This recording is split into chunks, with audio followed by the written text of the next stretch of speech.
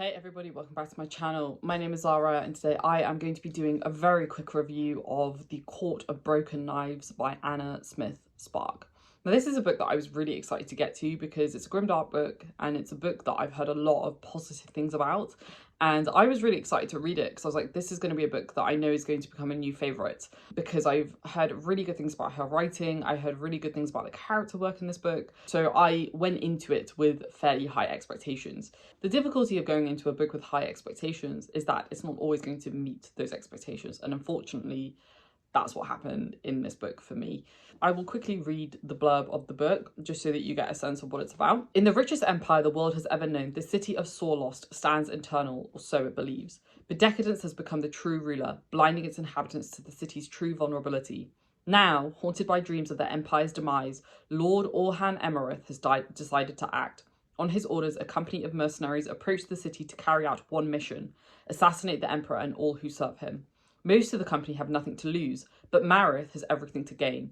He is running away from shame and grief, which only the weight of a knife in his hand can banish. Little does Marith know that his destiny awaits in the golden city of Sawlost, a destiny beautiful, bloody, and more terrible than anyone could have foreseen. Does that not sound incredible? Sounds amazing. Even reading it, I'm like, why didn't I enjoy this book more? But let's go into it. What did I like about this book? Let's start with the positives. I really enjoyed some of the character work in this book. I didn't love it, but there were certain characters that I really liked and I would have liked more time with them. The character that I enjoyed the most was Lord Orhan Emerith. I think he's quite an intriguing character. I liked the chapters with him the most because I like the kind of politician characters. I like being in their heads because I like to kind of see how they think of things and how they kind of assess the landscape of what's happening. And his storyline is probably the most political, not probably, it is the most political of all the storylines in this book. You know, I love political intrigue. I love the kind of seeing the backstabbing and the politics and the manipulations and the machinations and all of that. And we saw that with Orhan's parts. So I really enjoyed that. The only thing is that he was the only character that I really enjoyed. The other main character that we follow is Marith, and I really did not like his character. And it's not because he's unlikable. If you look at my 10 favourite characters list, I think 90% of them are very unlikable characters and they're all horrible people. But I can buy into them and I can buy into their motivations and why they're doing what they're doing. I didn't really get that with Marith. And I think part of the reason why is because there's this mystery surrounding Marith at the start of the book, and we don't really get much insight into him and where he's come from really towards the end of the book. And so it took so long, I think, to really build a connection to him because we didn't get that revelation until towards the end of the book. And by that point, I'm already disengaged. By that point, I don't really care about his character. I need to have some skin in the game when I get brought into a character and why they're doing what they're doing. And by the end of the book, I'd lost interest. I was really only interested in Orhan's arc at that point. So it was too little too late almost. The mystery surrounding Marith I think is quite interesting. I was kind of curious as to kind of what his background was and kind of what his history is in the lead up to him being introduced in the story. I think a lot of people are going to like that mystery element. But because we're told, you know, in the blurb of the book that he plays a very important role, you're constantly waiting for that something more. You're constantly waiting for that little bit of a reveal or that little bit of a hint of who he is and why he is the way that he is. But like I said, we don't get it until towards the last like 25% of the book. And at that point, I've lost interest and I don't really care anymore. So I think the buy-in for that character for me, I just didn't really get it. I just didn't really gel with him. I didn't identify with him in any way. I just didn't really buy into why he was the way that he was. And if I can't buy into that within the first half of the book, I would say I'm probably not going to at any other point in the book. So that was a bit of a disappointment for me. I think Orhan's character, I understood why he was doing what he was doing, and that's why I bought into his character arc more so than anybody else's. The character work was pretty disappointing, I think, for me overall, because I like to be brought into multiple characters. When you have these two main arcs, they both have to at least be okay. And for me in this one was good and the other one was not good. And if you balance it out, that wasn't enough for me. But again, I think a lot of people are going to like the mystery surrounding Marith.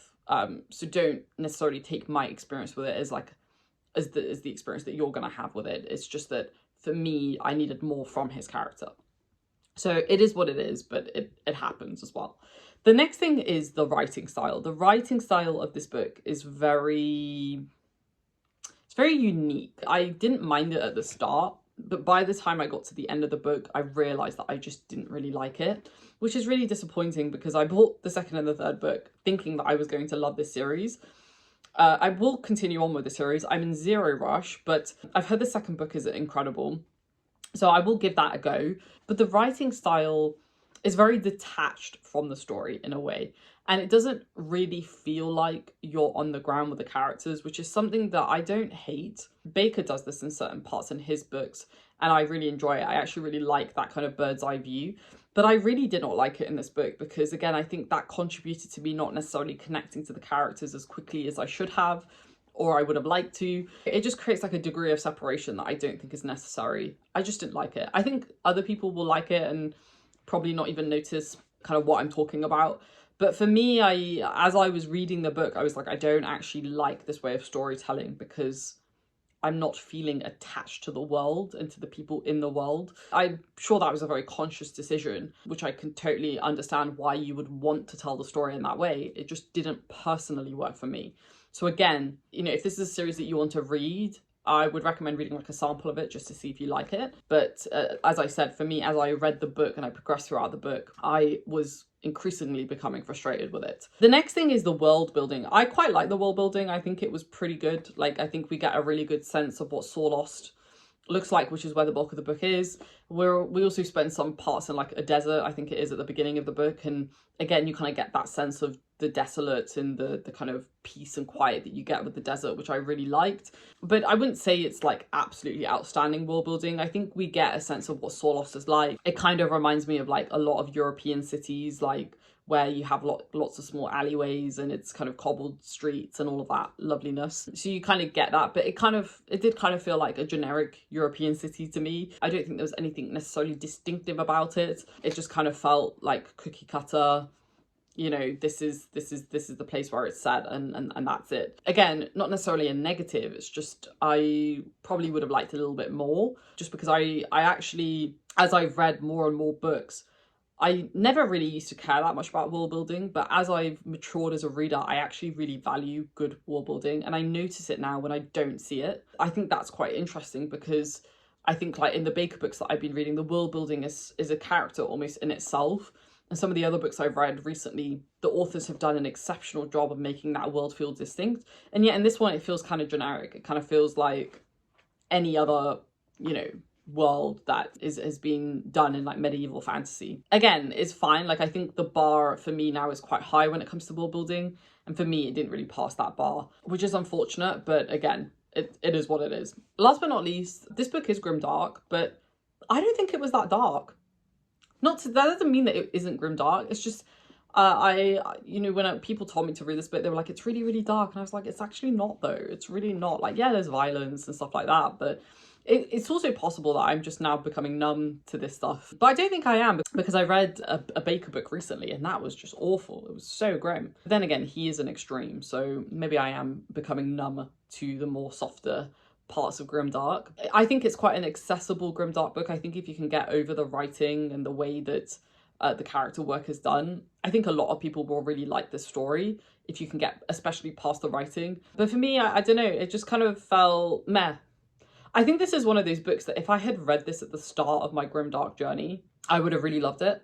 If I could get over the writing, I would have really loved it. But now that I've read quite a lot of dark fantasy, like really dark fantasy, and like really unique dark fantasy where the worlds feel really distinct and the characters are really distinct, that's kind of what's leading me to this conclusion of not necessarily enjoying the book as much as I thought I would. It's really unfortunate because it's such a hyped book. A lot of people really love it. I'm in a Discord, and in that Discord, we all pretty much read dark fantasy. And they all love this series. It's just like me and one other person. We're just like, I don't get it. I don't understand. But I gave this book a 3.5 stars, so it's not terrible by any means, because it's not a bad book. I just think for me, kind of where I'm at in my reading journey, I just don't think it's suited for me where I'm at in my reading journey. Like I said, I think if I'd read this a few years ago, I think my opinion of it if I could put the writing to one side, would be very different and it would have had a higher rating, but it is what it is. I think our experiences ultimately do have a massive impact on how we rate a book. I've had experiences where I've loved a book and then I've reread it and I've hated it. It doesn't happen often, but it has happened. So look, it is what it is. I think it's one of those books that I think if you're early on in your grimdark journey and you can get on with the writing style, I think you should read it. I definitely will read the second book because I'm really curious. If that book is better for me, then I will definitely finish the trilogy. Overall, it was okay. It wasn't terrible, but it also wasn't amazing and life-changing. So there we have it.